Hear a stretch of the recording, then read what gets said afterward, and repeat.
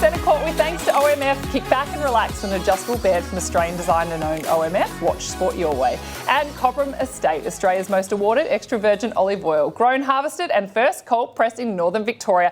I'm Bianca Chatfield and Eleanor Cardwell is joining me, and we're excited because you got to play your first game back for the Mavericks reserves. Now, the grand final, the result didn't go your way, but how did you feel out there on court? It was a really good feeling to get back out there. It's been a long 9 months, and yeah, I was just so happy to be out there with the girls, and obviously I know quite a lot of the girls, so yeah, it felt pretty special. And the knee felt strong. Yes, the knee was good. I was very anxious before the game, but obviously just because it's been so long. But yeah, held up and it felt great. Oh, well, it's awesome to see you back out there, and we're going to ask her very soon if we're going to see her back out there for the Mavericks, possibly this week. Let's get into the OMF overview. Watch sport your way. What a big weekend it was this round. Some pretty huge games too. Now, the Swiss stay in that top position just by a couple % above the West Coast Fever. Melbourne Vixens are flying home strong. They got a big win over the Sunshine Coast Lightning, only by 3 in the end. But did you know, Eleanor, that when it comes to home games for the Sunshine Coast Lightning, the Vixens have now played up there 10 times and they have won 7 on their home court. However, Lightning often beat them here. So that was always one that I thought would possibly go the Vixens' way. So we've had some standout performers, and if we take a look at our team of the week, to me, let's start off with some of the Mavs, because close to your heart, Kim Brown, for me, a performance where we always talk about her penalty count. Yeah. She only got 9 penalties and 8 gains. Like, that is a huge performance for her, very clean. Yeah, she'll be really, really proud of that. That's something she's always working at, trying to get a penalty count down. So the fact that she had really low numbers, I know when I see her tomorrow, she'll be very, very happy.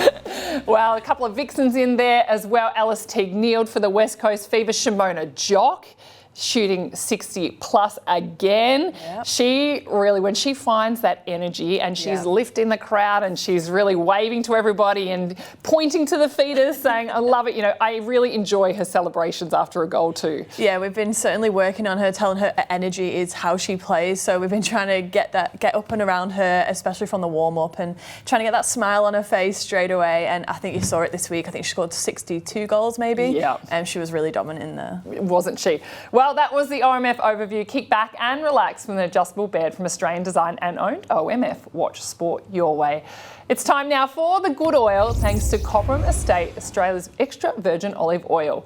Now, we want to talk about the global broadcast partner, the All Women's Sports Network, founded by entertainment icon, no other than Whoopi Goldberg. There is a multi-year agreement.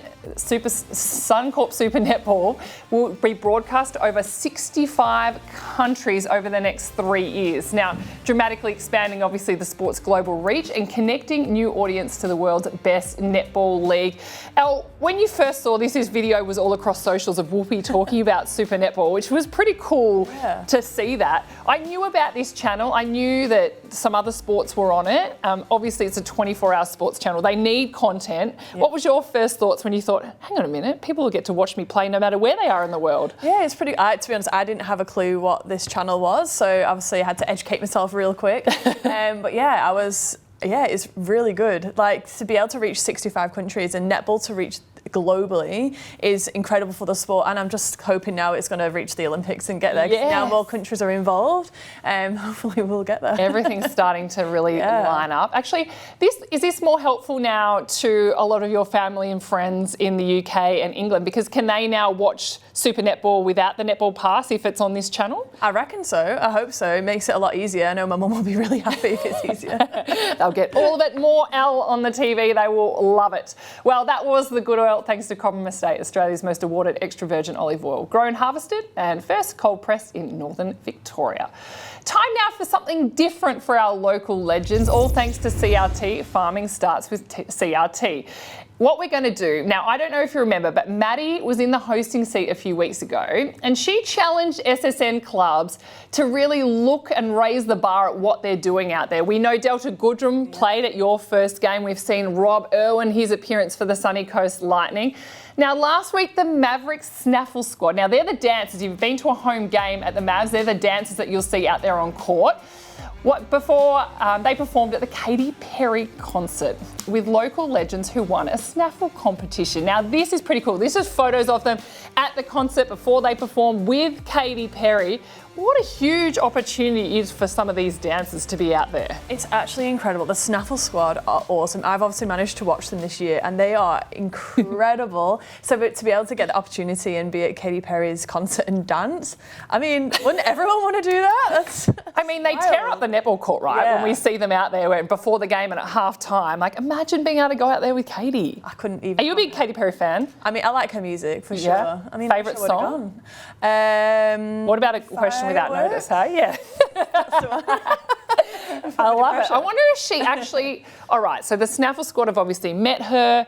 They would probably be besties now, I would say. Imagining. We've got a Mavs home game this weekend. She needs to come down. Yeah, is Katy Perry still in the country? Will she come maybe? I hope so. Don't worry about pre-game performance, Katy. You just come on at half-time. Yeah. Actually, you know what? Just message me and I'll give you some tickets. Great. Tickets, we want you performing, we want you on commentary. Let's get Katy Perry to the netball this weekend. Big game. It's the Mavericks and the Swiss. It's happening on Saturday at John Cain Arena. So, Katy, if you need any more details, you just reach out to us here at Centre Court and we'll let you know. Well, that was Local Legends. No matter where you live or what you farm, it starts with CRT. Now, one game that we think is going to be a standout for many reasons is the Vixens and Thunderbirds. That is happening Sunday in Melbourne. Now, there's good reason for that. The Melbourne Vixens have not had a very good run, as you can see some of the previous scores. Against the Adelaide Thunderbirds, Vixens fans won't want to talk about this, but you go back to the major semi-final last year. Yeah. They got thumped by 25 against Adelaide. Then they had to fly home, play off in the preliminary final, win that, go back to Adelaide for the grand final. It was a much more solid performance from the Vixens, but still came up short against your old team, the Adelaide Thunderbirds. But this time, the Vixens get to take on the Thunderbirds, without Shamira Sterling-Humphrey in the lineup. Yeah.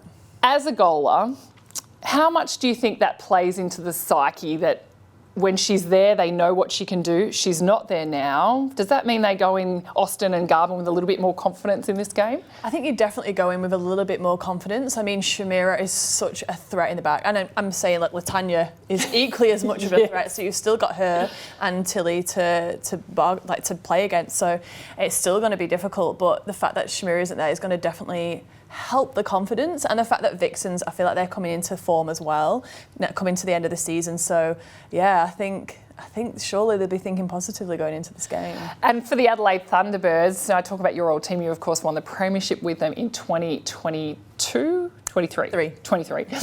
And they've been going pretty well, but they're really in a fight now to get into that top four. They had a pretty good performance against West Coast Fever, but they couldn't get the win in the end. Yeah. We see the Thunderbirds go from barely taking super shots last season to now really needing to rely on it to try and keep up with a team like the West Coast Fever. Yeah. We always bang on in commentary about super shot strategy. Yeah. Do teams have a super shot strategy? It's something you practice all the time? Yeah, you definitely have a strategy. I think a lot of the teams, if they get a turnover, they would always go for a 1, and then when it comes to their centre pass, they'll go for a 2 if they need to. So I think teams are definitely more going with that strategy, and also it depends. If you're losing by a lot, you're just going to try and bang in the 2s every second. But yeah, you can see the last game for the Thunderbirds, they had a bit of a strategy where bringing Georgie Hodges on at goal attack. So as well, like position-wise, I think Firebirds, they have a strategy having different combinations and stuff like that. So it's something you definitely work on at training, so then it's becomes seamless in the 5 minutes. Well, Lauren Frew, of course, she's been getting some big numbers when it comes to the super shot. While I've got a goaler next to me, I'd love to know, you're someone who is confident taking a 2. You can rack up some serious numbers from it, shooting in the arc.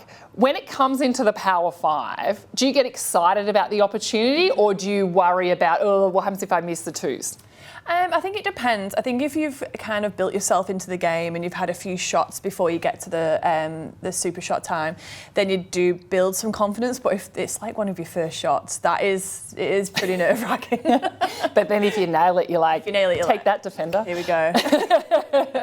Well, let's talk about you. I mean, not playing in the Vixens Thunderbirds, you'll be joining me in commentary with Fox, but with the Mavericks and the Swifts the day before. We know you've had some game time now. Are you a chance of possibly taking the court? Can you give us an inside scoop on centre court? So I don't know yet. I've got to get through this week of training, and it's just about my return to play and I'm constantly talking with Tracy about what's next. And I know I want to get out there, I want to play. So we just got to see how the knee goes this week, obviously after playing for the first time. And and when does a team usually get named in a week? We're filming today on a Monday, so obviously there's a few training sessions to get through, but when generally would you find out who's in the team? Also usually it's been the same 10, so I think this is There hasn't been many changes. There hasn't been many changes. But I usually have a meeting with Tracy at the start of every week, so we'll see how that meeting goes. It's usually today, but the girls have got the day off today and travelling back. So, I mean, I'll have a conversation with her tomorrow and then we'll go from there. But, wow, fingers crossed. We might see you out there at some stage, hopefully this week, possibly next week. Time now for Strutty's Social Scoop. Netball apparel design for the next generation of superstars. Style meets performance at struttys.com.au. Now this week we have a question from Emily. Thank you for sending that in, Emily. With the reserves grand final taking place yesterday, which you played in, Elle, which player is ready for a big breakthrough at SSN level? Do you have some names? Were there some players that were impressing you out there? Yeah, there were a fair few out there. For Fever especially, their defenders were really good. So they had Scarlett Jauncey and Caitlin Brown. Now their relationship was really good in the circle. They were coming in, they were playing sides, going for flies, had a bit of a box formation to combat our attack. And I don't think our midcourt really knew how to come through that yesterday. And they came away with a lot of turnover. So I was very, very impressed with those defenders. And also Sloane Burton, she is a shooter for Fever as well, and she was very accurate. She was definitely a threat for them. I was really, really impressed. And obviously Mavericks as well, we've got a few names in there. So Jessie Grenville, we've seen bits and pieces of her, but she's your 11th player. I reckon she's going to be somebody that other teams might go after if the Mavericks don't secure her. And also Loz Parkinson was out there. I mean, Eleanor Cardwell, we know we've seen her in Super Netball, but she was pretty good too. So plenty of great names in the reserves, and it's so good to see that the Super Netball reserves continued this season. There was a bit of talk about there was no trophy at the end, is that right? I couldn't believe that. I was like, where are the medals? So West Coast Fever reserve side, won in the end on the weekend, and there was no trophy. So that's one thing we've got to work towards, because it's a big effort for all of those players that take part in that competition. They also do it without a huge amount of certainty, knowing when they're playing, how much they're going to play, if SSN players will come back in. I mean, that's all part of it. And so it is hard, isn't it, when you don't really know where you stand. You want it to be treated like a serious competition. Yeah, definitely. And I think, for example, you see this weekend for me coming in, that's really hard for the girls who have built up all season, and then an SSN player just comes and steps in and needs court time because of injuries, and with Lauren as well coming into the squad. So it does show how hard it is for those athletes. They work really, really hard to get these opportunities. But it is a credit to the reserves that they do have. It's really important to have this league to continue the growth of the netball through the country and to help those injured athletes or players who aren't getting all the court time that they need at SSN level. Well, and you can't ever underestimate, I know you wouldn't say it, but you can't ever underestimate having an experienced player come back as well, like yourself, to be able to help teach and develop these young players coming through, what it's like to be able to step out there on court with yourself and Loz. I think that's really important. Also, Kelsey Brown was out there too. I mean, she's got some experience. So great to see, and well done to the Fever reserves. That was our social scoop, all thanks to Strutty's innovating netball apparel. Well, that is another episode of Centre Court for this week. Huge games to come, plenty on the line. That top four is really up for grabs now. The Vixens, the Lightning, the Thunderbirds are all going to be fighting it out for those bottom two positions in that top four. Thank you to OMF, Watch Sport Your Way, and Cobram Estate, Australia's extra virgin olive oil. Thanks again, Elle, for your time. I look forward to seeing you on the weekend, hopefully on the court, but also in comms with Fox Netball. Have a good week and enjoy the netty.